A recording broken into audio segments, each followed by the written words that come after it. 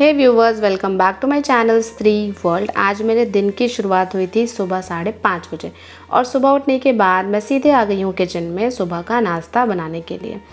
आज का आपने थंबनेल तो देखा ही होगा। आज का हमारा टॉपिक है कि लोगों को इग्नोर करो और आगे बढ़ो, और ये हमारे लिए बहुत ज़्यादा ज़रूरी है क्योंकि बिहार टीचिंग एग्ज़ाम्स के डेट्स आ गए हैं। अगर आपको आगे बढ़ना है या उड़ान भरनी है तो याद रखिए आपको हल्का होना होगा।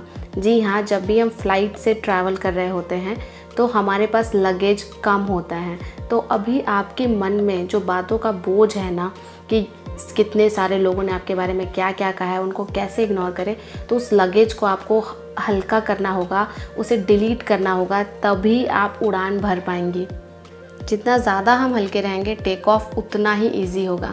तो बस अभी ये हाई टाइम है कि लोगों की बातों पर ध्यान देना छोड़ दीजिए, खुद को हल्का कीजिए और अपना सारा टाइम पढ़ाई में डिवोट कीजिए। हमने हमेशा सुना है कि कुछ बड़ा अचीव करने के लिए हमें अपनी सोच बदलनी पड़ती है, लेकिन अगर आज भी आपकी सोच ये है, आप दिन रात ये सोचते हैं कि इन लोगों ने मेरे बारे में ऐसा क्यों कहा, वैसा क्यों कहा, मैं कैसे इनको इग्नोर करूं, तो फिर याद रखिए इस सोच के साथ आप जॉब कभी नहीं पा सकते हैं। आपको वो सोचना है जो आपको अपनी लाइफ में चाहिए।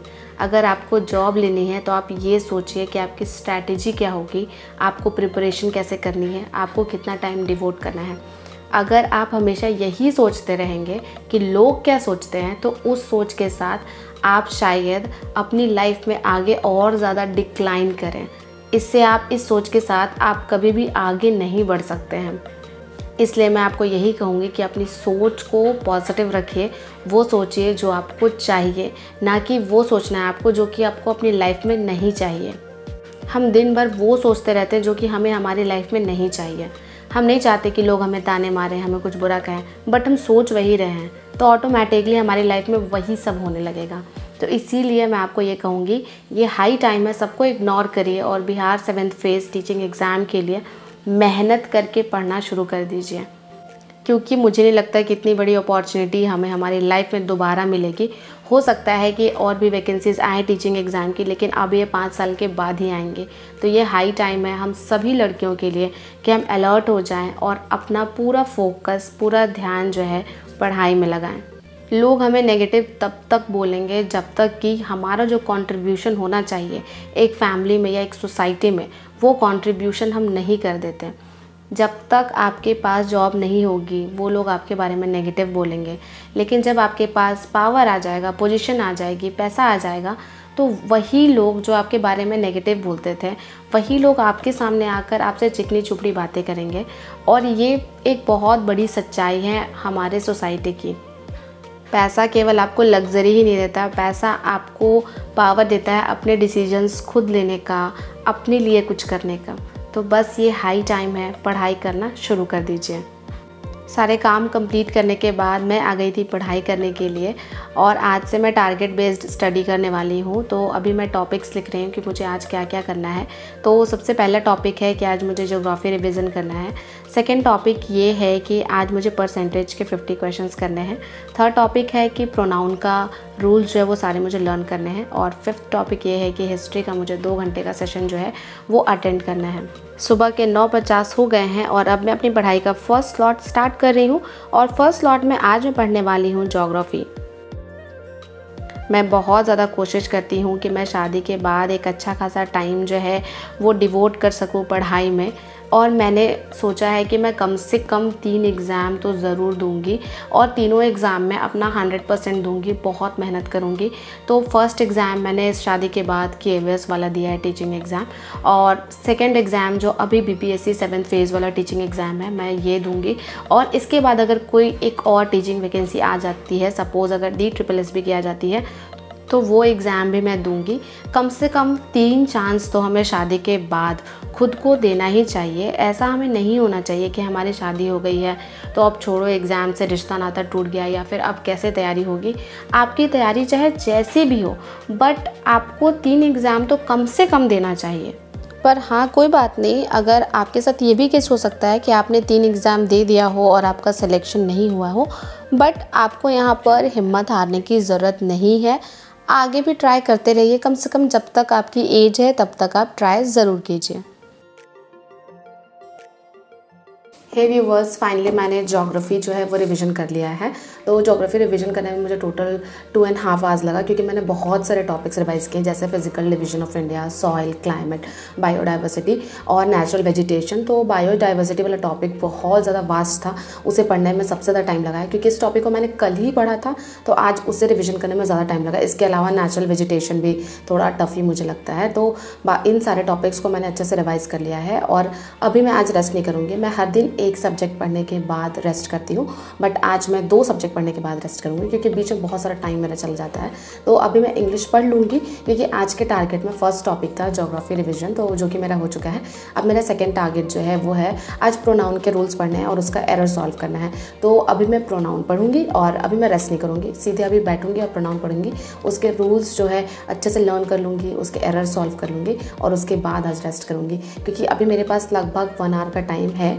मीन्स कि 1 घंटे तक मैं पढ़ाई कर सकती हूँ, उसके बाद मुझे दोपहर का खाना बनाने जाना होगा। तो उस 1 घंटे में कोशिश करूँगी कि कम से कम प्रोनाउन के रूल्स अच्छे से एग्जाम्पल्स के साथ पढ़ लूँ। तो चलिए अब मैं प्रोनाउन पढ़ना शुरू करूँगी।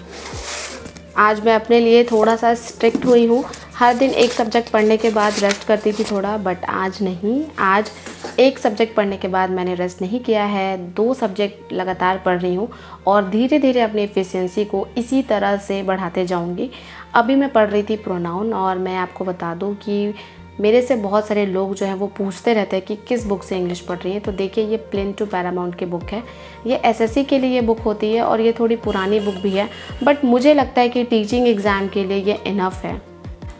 आज मैंने प्रोनाउन के रूल्स पढ़े हैं। प्रोनाउन के बहुत सारे रूल्स मुझे पहले से ही भी पता हैं, तो आज मैंने केवल 30 क्वेश्चन ही इसका सॉल्व किया है। इसमें बहुत सारे क्वेश्चंस थे, बट मेरे पास उतना टाइम नहीं था, क्योंकि इसके बाद मुझे दोपहर का खाना बनाने भी जाना था। तो बस अभी मैं अपना टाइमर ऑफ़ कर दूँगी। टाइमर ऑफ़ करने के बाद मैं सीधे चली जाऊँगी किचन में, किचन का खाना बनाने के लिए। मुझे ये क्वेश्चन बहुत ज़्यादा पूछा जाता है कि दी आपका केवीएस का रिज़ल्ट क्या हुआ। तो देखिए, केवीएस में मैंने पीआरटी के लिए फॉर्म फिल किया था, क्योंकि केवीएस टीजीटी में आपका सब्जेक्ट कॉम्बिनेशन मांगता है केमिस्ट्री के साथ बायोलॉजी, बट मेरा केमिस्ट्री के साथ फिज़िक्स और मैथ्स था, तो इसीलिए मैं टीजीटी के लिए एलिजिबल नहीं थी। तो पीआरटी का रिज़ल्ट तो अभी तक आया नहीं है। मुझे लगता है कि आप सबको पता नहीं है शायद, क्योंकि पीआरटी के रिज़ल्ट बहुत डिले हो रहा है और मैं खुद केवीएस के रिज़ल्ट का वेट कर रही हूँ। अभी बिहार में बहुत ज़्यादा गर्मी है, तो खाना बनाते वक्त भी मुझे बहुत गर्मी लगती है, बट आज गर्मी से मुझे थोड़ी राहत मिली। तो अचानक से बारिश होने लगी और ये बहुत सडन था और मुझे पता भी नहीं चला कि कब बारिश स्टार्ट हुआ और कब ख़त्म हुआ। एक्चुअली लगता है मुझे 5 या 10 मिनट के लिए ही बारिश हुई होगी, और उसके साथ में बर्फ़ भी गिर रहे थे, तो बहुत मज़ा आ रहा था देखकर, और थोड़ी सी हमें गर्मी से राहत भी मिली थी। आप मुझे बताइएगा कि आपके एरिया में कल मौसम कैसा था। मैंने रांची में पूछा था, तो मेरी बहन बता रही थी कि वहाँ पर भी बारिश हुई थी।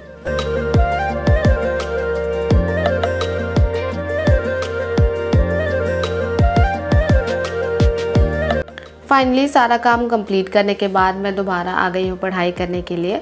3:45 बज गए थे शाम के, और मैं थोड़ा जल्दी स्टार्ट करना चाहती थी, बट बीच में मैं और मम्मी जी दोनों एक दूसरे से बातें करने लग गए। तो जब मैं बातें करने लग जाती हूँ तो मेरा टाइम कैसे बीत जाता है मुझे पता नहीं चलता।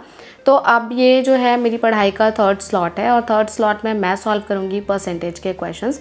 कल भी मैंने परसेंटेज के 50 क्वेश्चन सॉल्व किए थे, और आज मैं परसेंटेज के 50 क्वेश्चन सॉल्व करूँगी, और कोशिश करूँगी कि मुझे किसी भी क्वेश्चन में हिंट ना लेना पड़े। अगर आपने मेरी कल की वीडियो देखी है तो आपको पता ही होगा कि मैंने उसमें कहा था कि मेरा जो बेस है वो थोड़ा वीक हो गया है, मुझे फिर से दोबारा पढ़ना होगा।